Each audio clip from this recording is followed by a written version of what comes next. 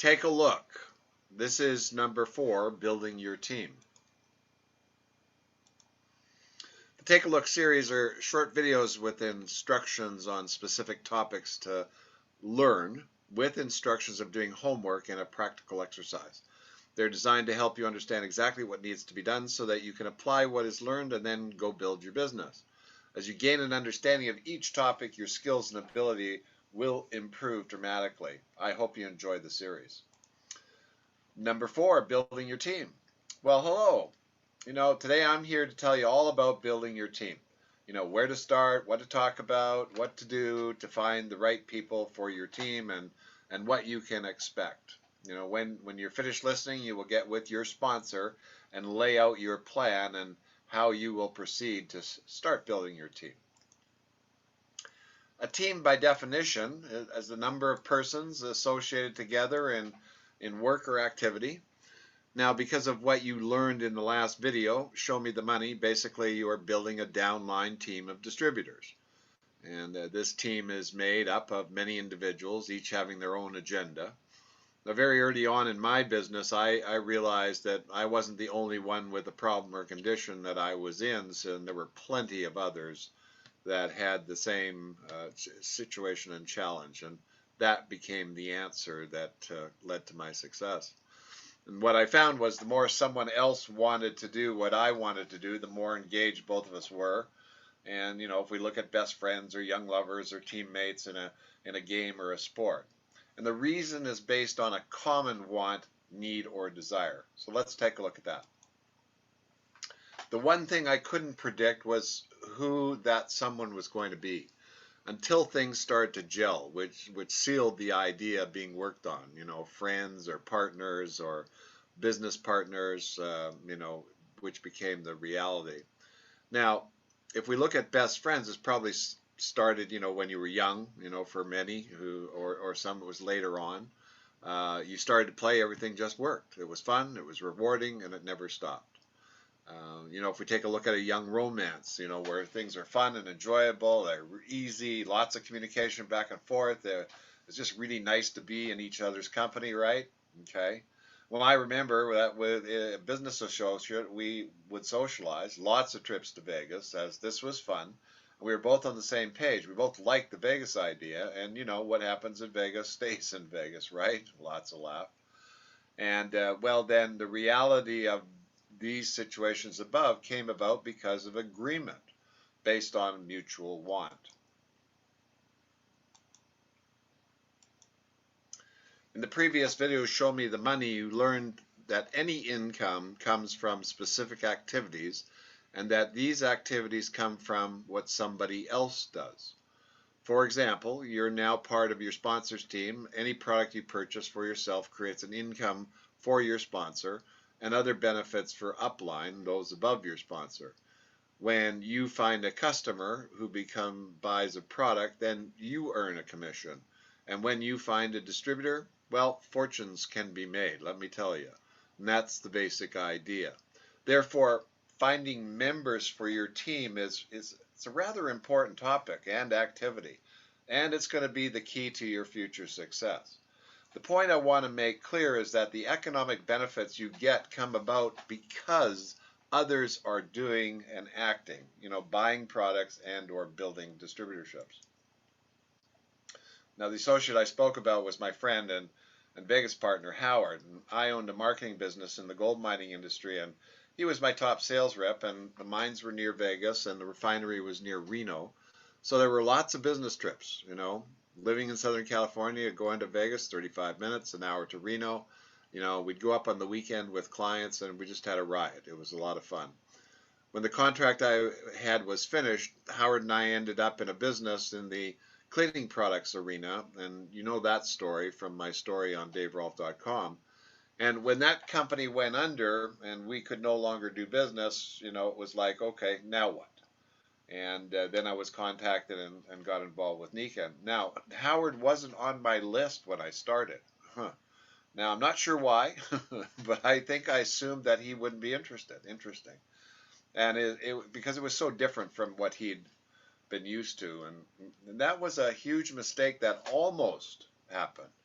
After I learned what I should be looking for in a team member, I called Howard, and of course he joined.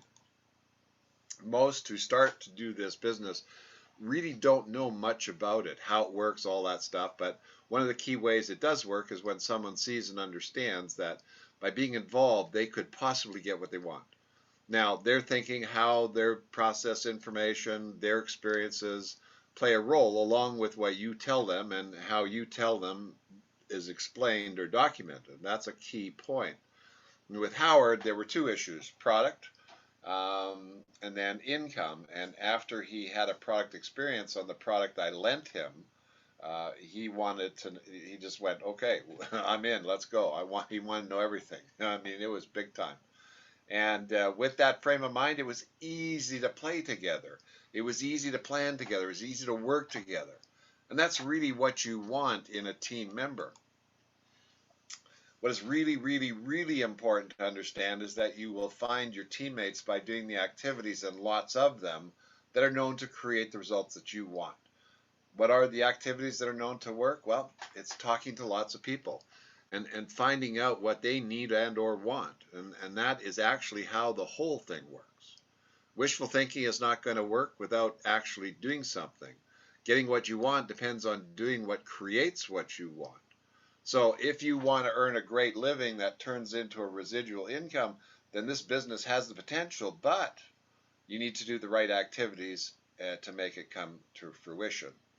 And part of your homework then is to watch another video, which is also just below this on the Take a Look page on daverolf.com, and it's called What to Say to Start Speaking to Somebody About Nikon. I think you're going to find that one quite interesting. Now, there are a number of activities that are geared to find your team members. Unfortunately, the individuals you are seeking are not standing on the street corner waving a flag. They might very well be on a street corner, but, which one, that's our work, you see. In surveying most of the distributors that were successful, they didn't know ahead of time that they were even going to be distributors with Nikon, let alone become successful before it actually happened. So like you, they saw something. They got their interest up, and they all saw the possibilities, and they all had dreams that they wanted to accomplish. So you're in great company. They had to learn. They had to find their team members. It's what we all do. Now in the second video, how do you get started? The focus was on that, what was needed, and then align so that you could move toward getting some confidence and understanding, then begin to learn what to say and how to tell your story. It's a new enterprise for you. It's a new business. You need to put that information together. Now in the third video, Show Me the Money, you got a real good idea of where the money can be earned, and a bit of a peek at the structure that is built when you do this properly. Now, another part of your homework today, you will review a video from the Frequently Asked Question Monday morning Zoom calls titled, I'm new to this, how does it work, and how do I make a living? And you're going to find a link again below this video, and it's in the Take a Look series page, and then you just click on that link and you can watch that video. Now in that video you will see an example of what you're building, how it works, how it gets built, how the money's made. No surprises. It is what it is.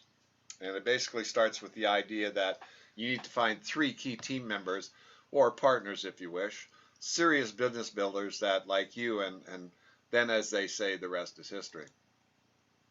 It all boils down to finding out what is needed and wanted, and then once you do, having an answer in the form of a solution using Nikon. Now here's where I found that if you wanted an income, then you need others that want an income. That's the mutual want. So what I wanted to hear when I spoke to somebody else is one of 3 things: dissatisfaction, desire, or need of change. Now, most won't just come out and tell you, so there's a bit of a skill to be learned in asking questions and then listening for the right answer, and that's where role playing with your sponsor becomes vital. And when somebody has a problem or a situation going on in their life, but they haven't figured it out how to deal with it or resolve it, one of 2 things happens. They decide to put up with it, or they try and forget all about it, right? But it never really goes away until it gets dealt with. Then you come along and you start having a nice chit chat and you start asking them some basic questions about what they do, what they like, and then you ask, are you happy with what you're doing? And bang, they answer, well, hell no, I hate what I do. Just this is an example. So now you have found something, a possible problem or issue maybe. You're not quite sure what it is. You could, this could be promising. I would definitely ask some more questions and see if I could nail down exactly what the real problem was or what the situation is. And then that they're actually trying to resolve. And then after that, I might ask them, would they be interested in taking a look at what I do? With the possibility of making 10,000 a month or something like that. Now, this could go anywhere at this point, but what I've experienced is that if you have the right person and they play ball with you and you go to the next step, then you have an even better chance of finding a good team player. Beauty's in the eye of the beholder. You've seen this before, and again, you'll see this a lot. But here's what I've observed over time, and probably everything that I've ever been involved with, which requires the person to make a decision to do something, buy something, or get involved with something. If they can see and understand a benefit is possible by moving forward, and they like who they're dealing with, okay, that's very important, and they have a real need or desire for what is being presented, offered, or suggested, there's a real good chance that they will proceed to either buy it or commit to it or join or participate in it. Now, not always, not every time, but more often than not. And many of the right ingredients are in place and line up. So that's a key issue. Now, don't get alarmed. The ingredients are not that many and what you want, but they need to be understood and, more importantly, discovered by you in conversation. Let me show you. Now, based on observation, these key ingredients, some or many, were what caused the majority of distributors that I know of and have talked to get involved. 1, dissatisfied, need of change or desire, understand the potential, would like to have what is being offered, are willing to do what is necessary, have the intention to get the desired result, know that they need to learn what to do, are willing to follow instructions, can communicate well and freely, have never made it big before but want to. Now, there could be more, but these are the ones that seem to me to be the most universal attributes that people had that you want on your team. So here's some questions that I think you need to practice, and it's going to be part of your homework.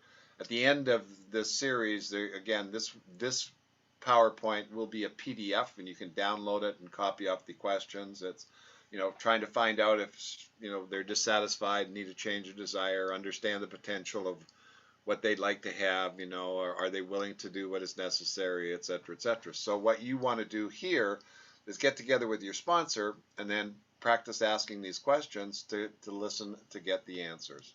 And it's a fun drill, fun exercise, and very important.